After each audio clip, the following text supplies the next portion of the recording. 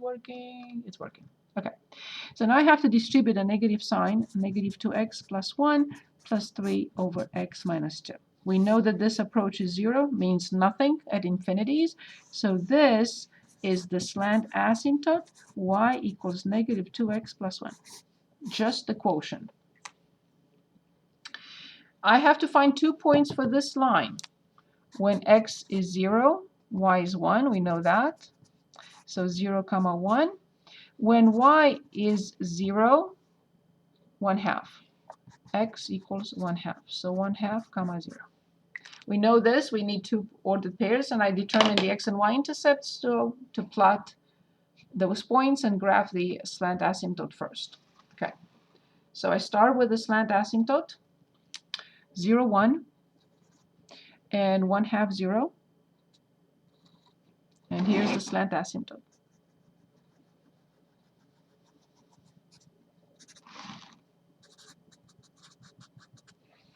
Now the function has a vertical asymptote at 2.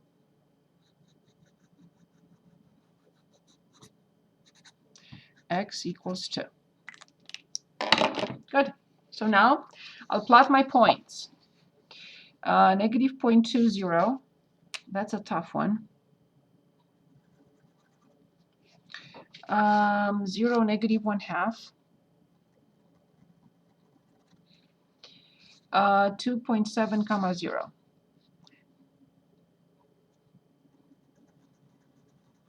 Okay. The function opens up.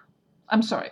The function is decreasing from infinity to negative infinity, opening down at all times. From positive infinity to negative infinity on the left of the vertical asymptote. Asymptotically, always.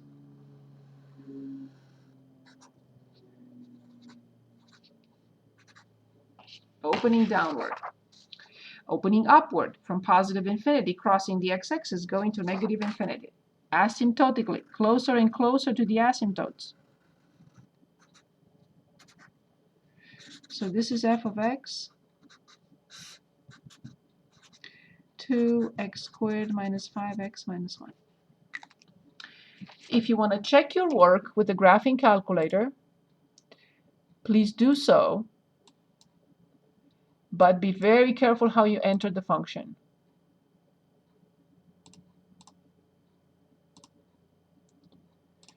So, parentheses for the top. You can put the minus in front or put incorporated, whatever, it's up to you. 2x squared and minus 5x minus 1.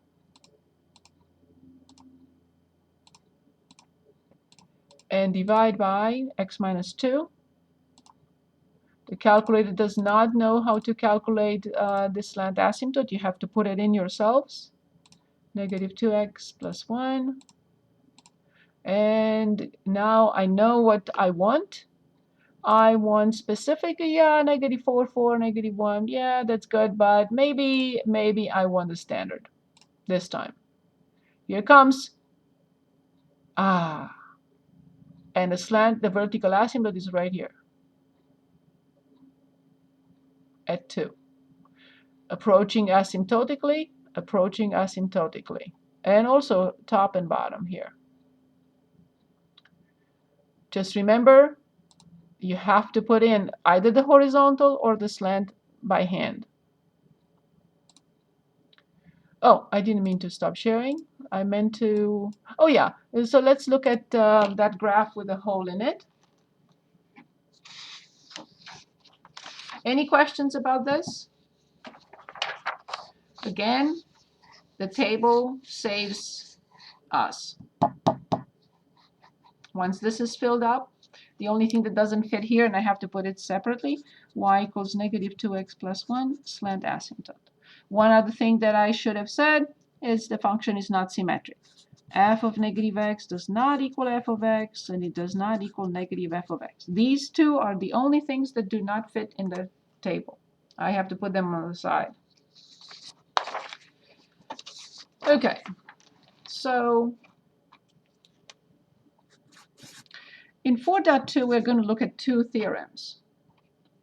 One is called Rolle's theorem. And the other one is called the intermediate value theorem. They are very much related. And these are just applications of differentiation. We're not going to do much with this. I just want to show you an example from each. Okay, and side by side. I'm going to put them side by side because they have a lot in common. Rolle and IVT, intermediate value theorem. Okay, so I'm going to graph a function in both cases. So here's a function.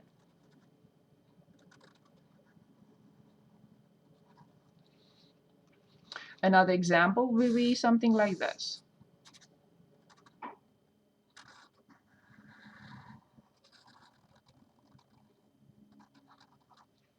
And this happens on an interval a comma b. Here the interval a comma b is this. And Rolle's theorem has three hypotheses. 1, 2, 3. 1. F continuous. Would you agree that these two examples have a continuous function between a and b?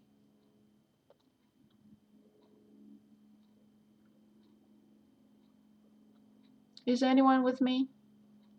Yes. Thank you. Differentiable. F differentiable on at least a comma b. Yes, there are no corners, no cusps, there are no vertical tangents between a and b. We don't care whether the function is not differentiable at the endpoints. We only care that it's differentiable everywhere else, maybe not at the endpoints. We don't care. And I hope you agree that intentionally I graphed f of a equals f of b. That's the third requirement of Rolle's theorem. And Rolle's theorem says this.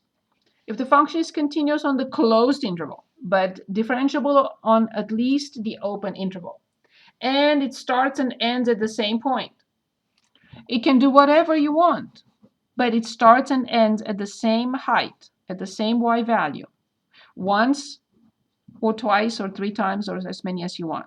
Then there exists a c in the open interval a comma b such that f prime of c is 0.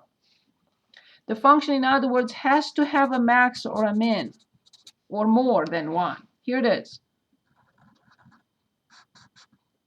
Derivative is 0.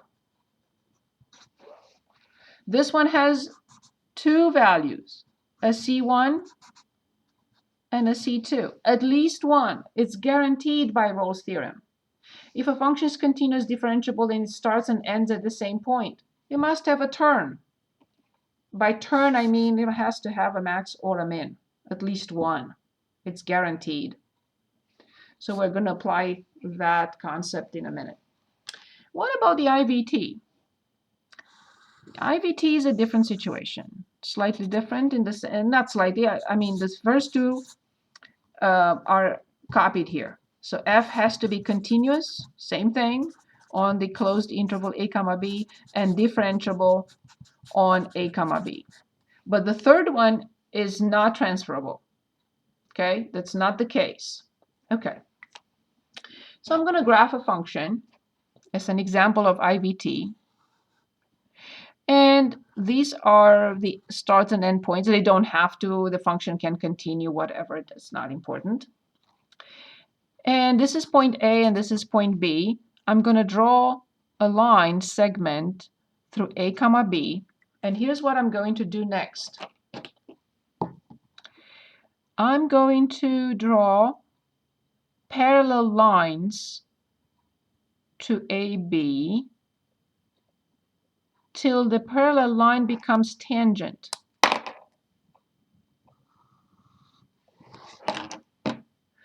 So now this is the point that we're talking about.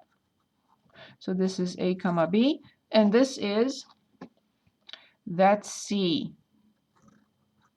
Not the same. It's not the same idea. But this, if you want, is point C with little c, and this is the tangent at C. Okay. So now, can anyone, so we can draw the conclusion of IVT. These are the only hypotheses. It has to be continuous and differentiable. That's it. Not the third one. So, can anyone give us the slope of this line, AB? First, you could say, but just give me the y value. Well, this is function f of x. If this is a and b, what is this height?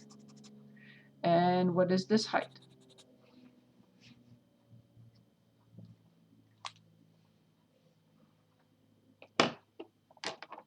F of A and F of B. Brilliant, of course. So now, can anyone give us the slope of AB? And I'll write it. F of B. Right. It's, yeah. Over B minus A. Good. Now, forget about this line, but I'm going to ask you, is the slope of this line the same with the slope of this line, of the tangent?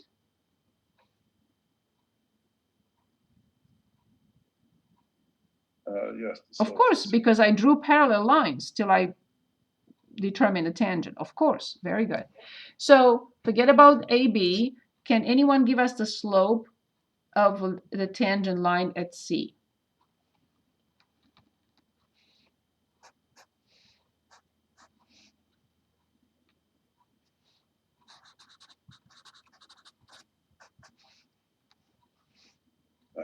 And AB is equal to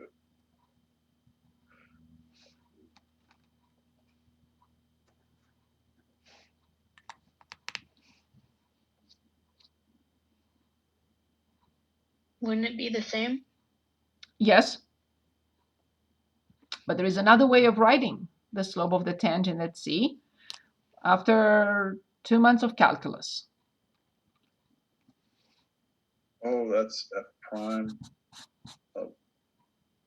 of AB. No, F prime of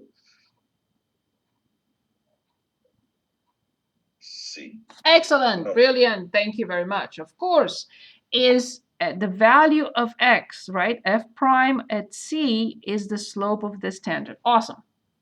That's what the IVT says. Okay? There exists a C in the open interval a comma b such that this happens. F prime of C must equal F of B minus F of A over B minus A, exactly what you gave me. Awesome.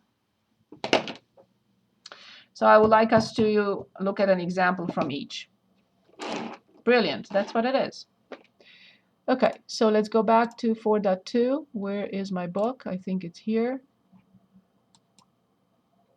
Okay.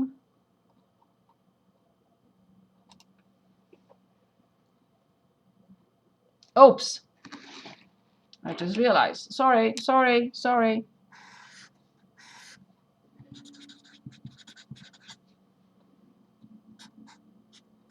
MVT. My brain is still in chapter 2 with the intermediate value theorem for continuous functions.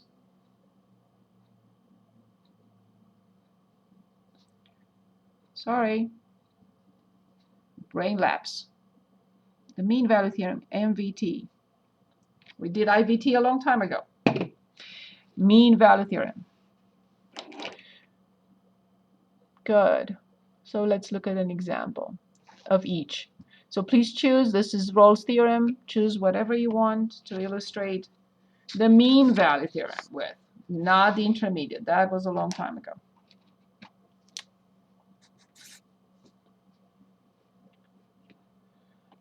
Okay, I'm going to start with 9. So we have f of x equals 2x squared minus 4x plus 5. The interval is -1 comma 3. It says illustrate with Rolle's. Okay. So in order to apply Rolle's theorem or see if it's applicable, I have to test 3 hypotheses. Is this function continuous? Yes, it's polynomial. It is continuous on -1 to 3. Is this function differentiable? Of course. For being it's a polynomial, at least on -1, 3. It's everywhere. But now I have to check f of -1 and f of 3. If these two are not equal, then I cannot use Rolle's theorem. So what do we have? 2 times 1 is 2. 2 plus 4 is 6. 11. Let's see. 2 times 9 is 18. 18 minus 12. Correct? Yes. 6 plus 5, 11. Yes. All three conditions are fulfilled. Rolle's theorem is applicable. So I will write there exists a C in the open interval -1, 3 such that f prime of C is 0. And I will find C from this equation. So f prime of C is, let's write f prime of x. I don't want to confuse you first. So let's write this first, which is 4x minus 4. So f prime of C will be 4c minus 4. And when I set this equal to 0, 4c minus 4 equals 0, then c equals 1. And 1 is indeed in the interval -1, 3. Which we know it's the first derivative set equal to 0. It's a critical number. It's guaranteed that it will have, because of Rolle's theorem, we didn't study the sign of the first derivative. We cannot conclude, but Rolle's theorem concludes that for us. It must have a term there. I don't know if it's max or min, but it must have a term. That's all you need to do. Write that it's continuous, if it is continuous. Write that it's differentiable, if it is differentiable. Find f of a and f of b. If they are not equal, and all these three hypotheses are not fulfilled, then I cannot apply Rolle's theorem. But if all are fulfilled, then I can write that I will find a C guaranteed by Rolle's theorem between these two numbers, and it is, such that f prime of C is 0. I find f prime of x, I plug in C, I set it equal to 0, I find C, move 4, divide by 4, and 1 is that. And the mean value theorem. Okay, so let's take a look. If you want to choose, please choose for the mean value theorem. 16. Which one? 16. 16, very good. So let me copy 16. So f of x, x is the third minus 3x plus 2, and it's -2 to 2. Perfect. Here we're asked to apply the mean value theorem, MVT, if it's applicable. So it's a polynomial function. So part A, f continuous everywhere is true. Part B, f differentiable everywhere is true because we are talking about a polynomial function. So now I have to find f prime of x, because this is 3x squared minus 3. Then f prime of c will be 3c squared minus 3. But now, careful, I have to find this ratio and set it equal to this. This is 3c squared minus 3, but now I have to find this number. F of b minus f of a or b minus a. So, f of 2 minus f of -2 over 2 minus 2. 2 minus -2, the denominator is 4. F of 2. 8 plus 2 is 10. 10 minus 6, I got 4. Minus -8 plus 2 is -6. Plus 6 is 0, really? Let me see, what did I do here? So, is this -8? Yes, it's -8. This is +6. Yes, it's +6, and this +2. Yep, 0. So this is 1. Now I set these two equal to each other to find C. In between -2 and 2. There may be more than 1, but at least 1 is guaranteed by MVT, the mean value theorem.